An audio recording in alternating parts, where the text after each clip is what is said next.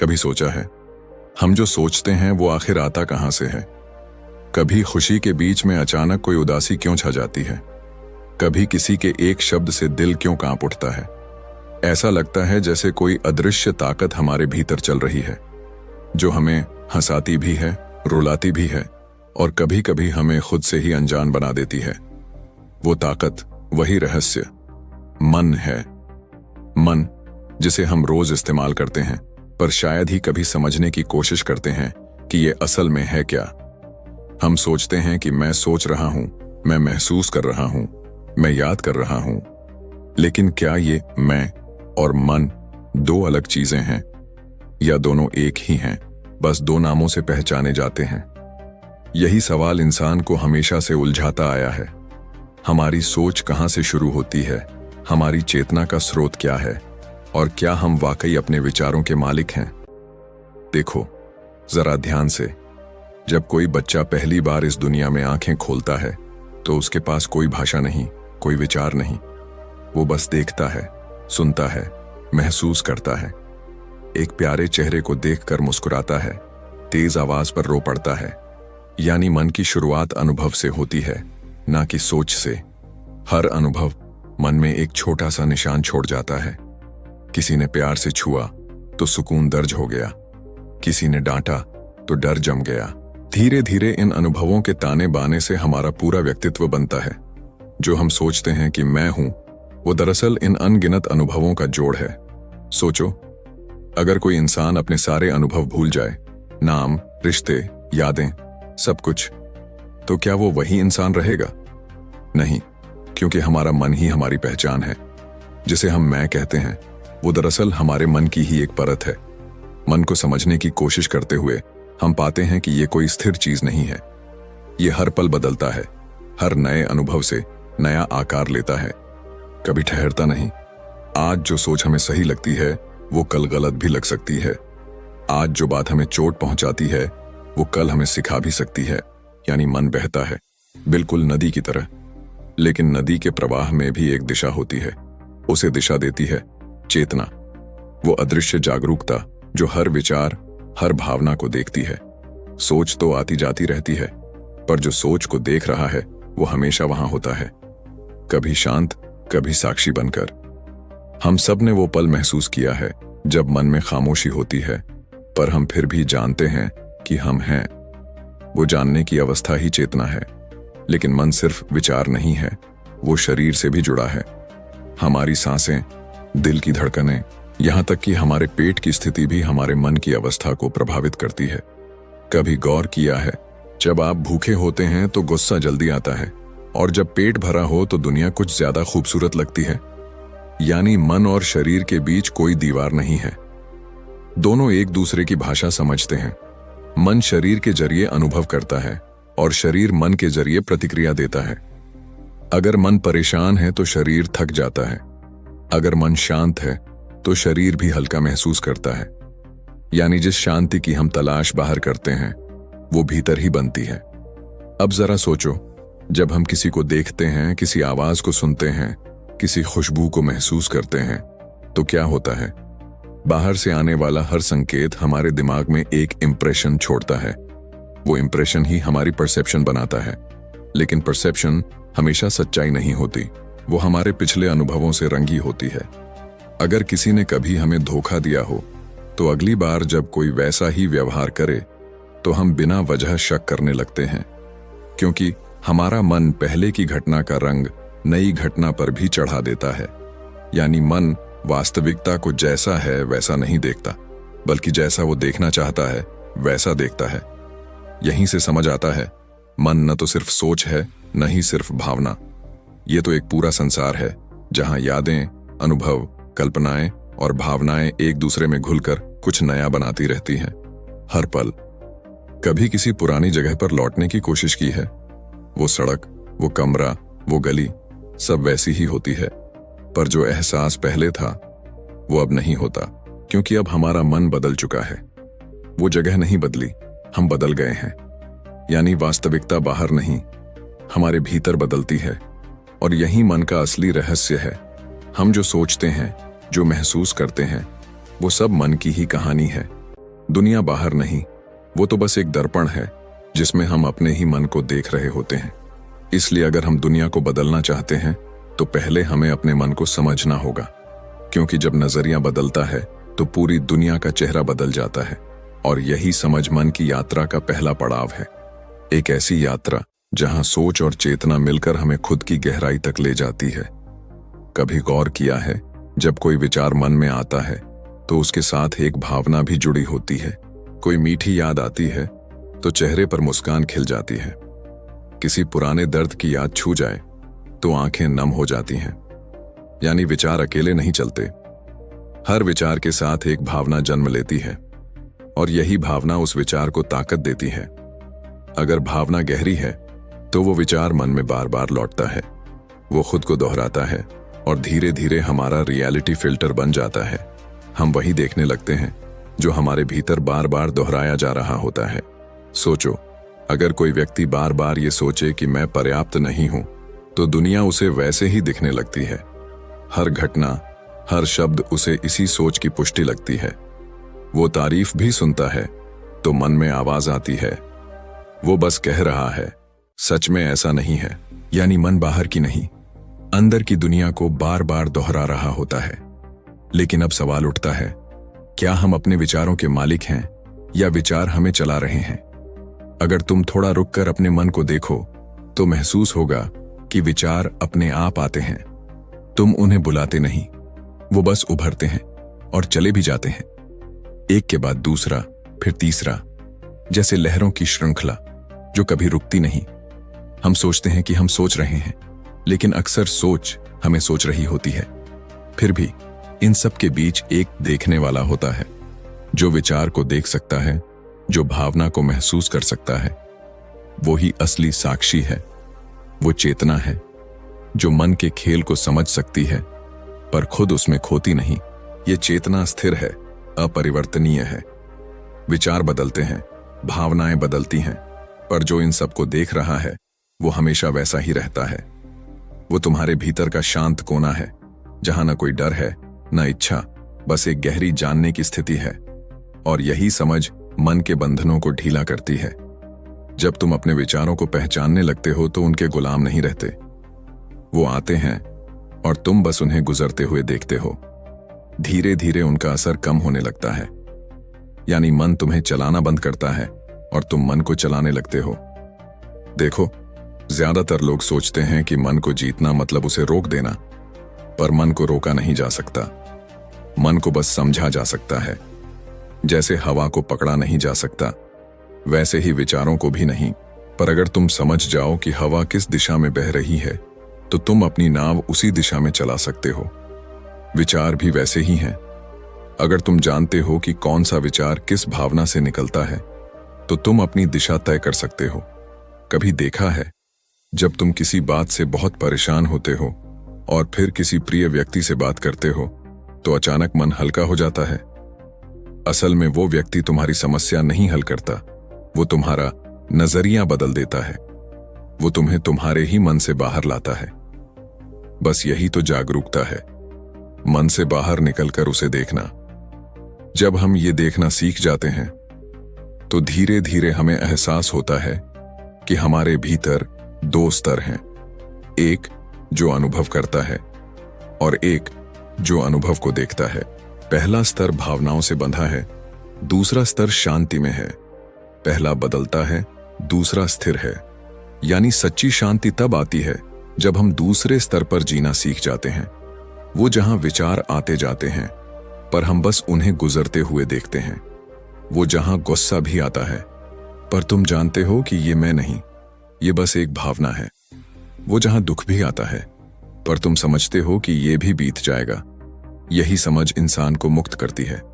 और यही the analysis of mind का सार है कि मन को समझना मतलब खुद को पहचानना, क्योंकि मन की हर परत के पीछे हमारी असली चेतना छिपी है। अब सोचो, अगर ये चेतना इतनी स्थिर है तो फिर हम इतने अस्थिर क्यों रहते हैं? क्यों हर छोटी बात हमें हिला देती है? क्यों एक शब्द, एक घटना हमारी पूरी शांति को तोड़ देती है? क्योंकि हम चेतना नहीं, विचारों से अपनी पहचान बना लेते हैं। हम कहते हैं, मैं दुखी हूं, मैं गुस्से में हूं, मैं असफल हूं। पर सच्चाई ये है कि दुख और गुस्सा बस अवस्थाएं हैं। वो तुम नहीं हो। तुम वो हो जो इन अवस्थाओं को देख सकता है। जैसे आसमान बादलों से ढक जाए तो सूरज गायब नहीं होता, बस दिखाई नहीं देता। वैसे ही जब विचारों और भावनाओं के बादल छा जाते हैं तो हमारी चेतना धुंधली लगती है, पर वो हमेशा वहीं होती है। अगर इंसान ये बात समझ ले तो उसके जीवन की दिशा ही बदल जाती है। वो बाहरी घटनाओं से नहीं डोलता, वो अंदर से स्थिर रहता है, और यही सच्ची स्वतंत्रता है। अब जरा सोचो, अगर हर इंसान अपने विचारों और भावनाओं को थोड़ा और गहराई से देखना सीख जाए तो शायद दुनिया कुछ और ही बन जाए। कम गुस्सा, ज्यादा समझ, कम डर, ज्यादा जागरूकता।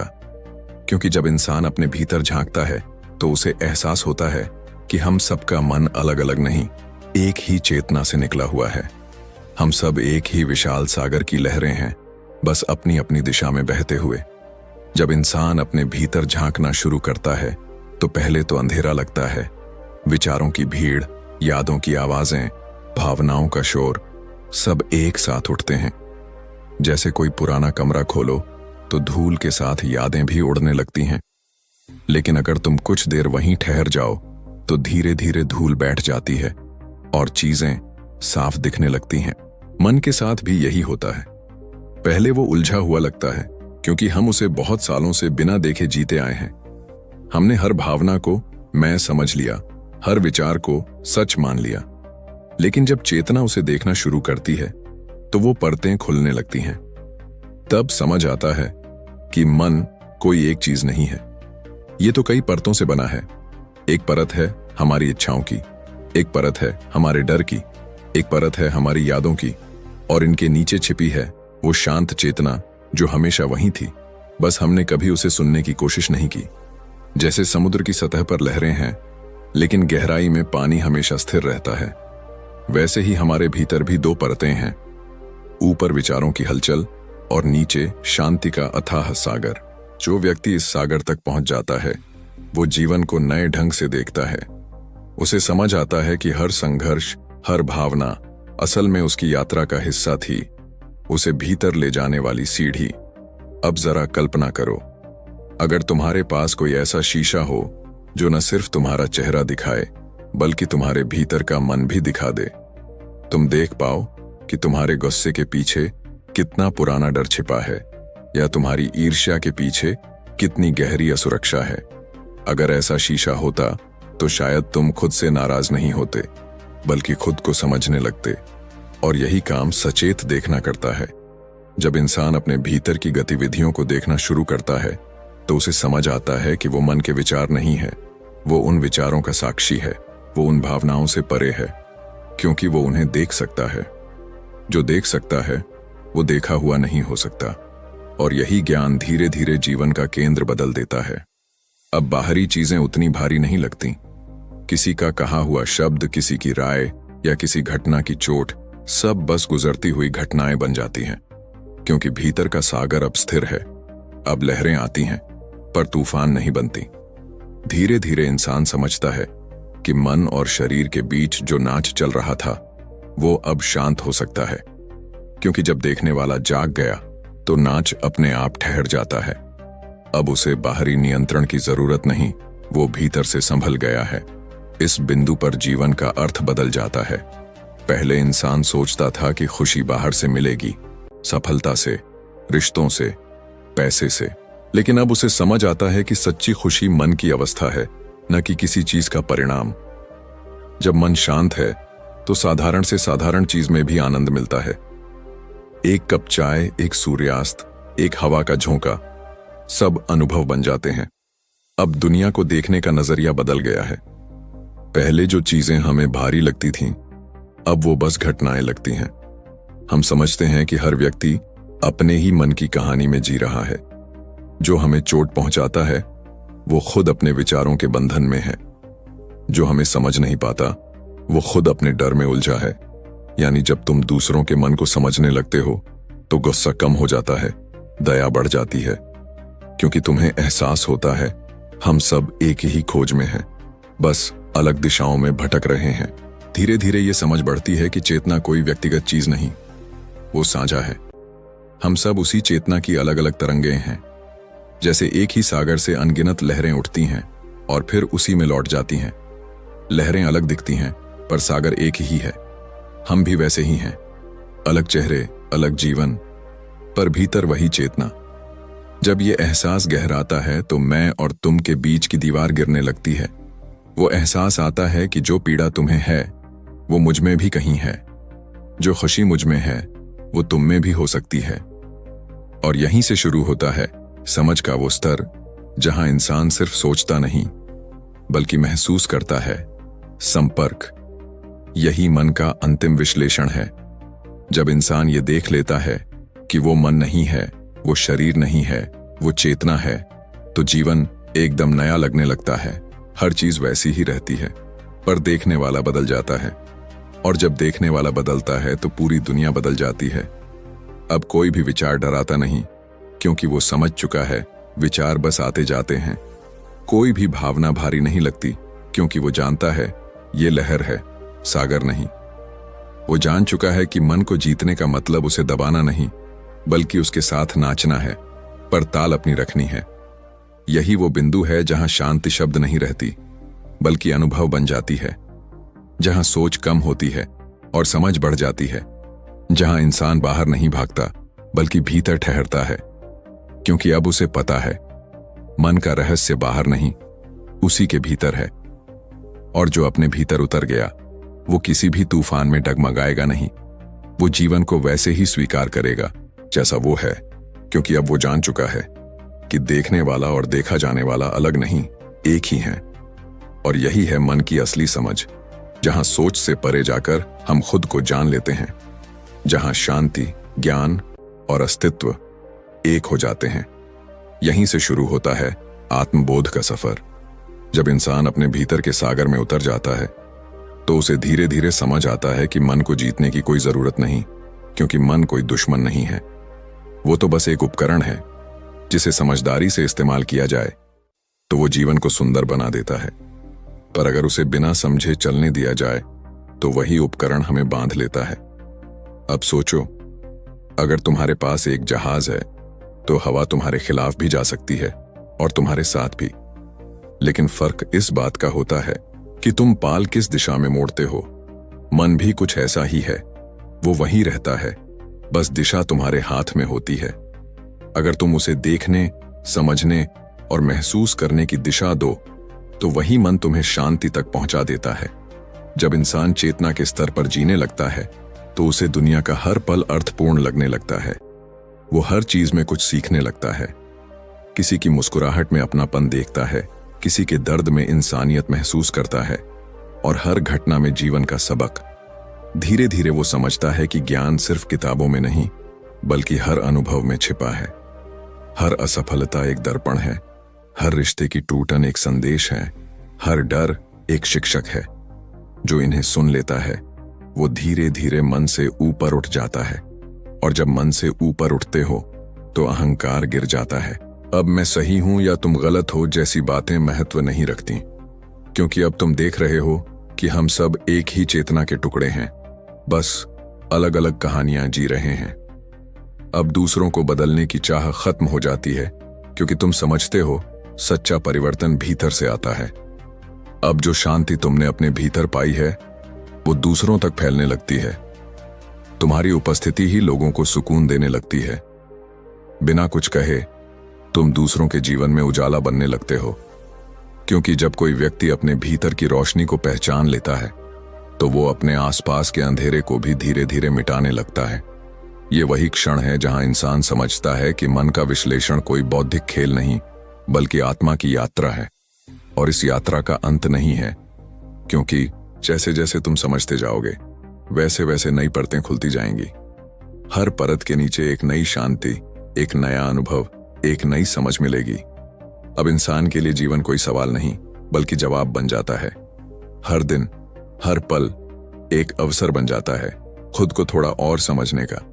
और जब ये समझ अपने चरम पर पहुंचती है तो इंसान महसूस करता है कि सच्चा सुख किसी मंजिल में नहीं बल्कि इस समझ में है कि मैं और जीवन अलग नहीं बल्कि एक ही हैं। वो जान लेता है कि जीवन को ठीक करने की जरूरत नहीं, सिर्फ उसे पूरी तरह महसूस करने की जरूरत है, क्योंकि जो चीज महसूस कर ली जाती है वो अपने आप सही हो जाती है। यही वो अवस्था है जहां मन विश्लेषण से निकलकर अनुभूति में बदल जाता है, जहां सोच थम जाती है और अनुभव बोलने लगता है। यही असली फ्रीडम ऑफ माइंड है, जहां इंसान सोच से नहीं समझ से जीने लगता है। अब वो जीवन के हर उतार चढ़ाव में मुस्कुरा सकता है, क्योंकि उसे पता है सब कुछ बदलता है सिवाय उस चेतना के जो उसे देख रही है, और वही चेतना है जिसने उसे यहां तक पहुंचाया। इस पूरी यात्रा के अंत में अगर एक ही बात याद रखनी हो तो वो ये होगी, मन को मत हराओ, उसे समझो, विचारों से मत लड़ो, उन्हें देखो, और जब देखना शुरू कर दोगे तो सब कुछ अपने आप साफ हो जाएगा। और अगर आज इस किताब ने तुम्हें जरा भी सोचने पर मजबूर किया है, अगर तुमने अपने भीतर की शांति को महसूस किया है, तो नीचे कमेंट में लिखो माइंड रीसेट, क्योंकि ये एक छोटा सा वाक्य किसी और की यात्रा की शुरुआत बन सकता है। अगर तुम्हें ये वीडियो पसंद आया तो लाइक जरूर करना, ताकि हमें पता चले कि तुम्हें इस तरह की गहराई वाली बातें सुनना अच्छा लगता है। कमेंट करके बताओ कौन सा पल तुम्हें सबसे ज्यादा छू गया। और अगर तुम चाहते हो कि ऐसी और आत्मा को छूने वाली किताबों की बातें हर हफ्ते तुम्हारे दिल तक पहुंचें, तो सब्सक्राइब करो बुक सम चैनल को, जहां हर किताब सिर्फ बताई नहीं जाती बल्कि महसूस की जाती है। धन्यवाद।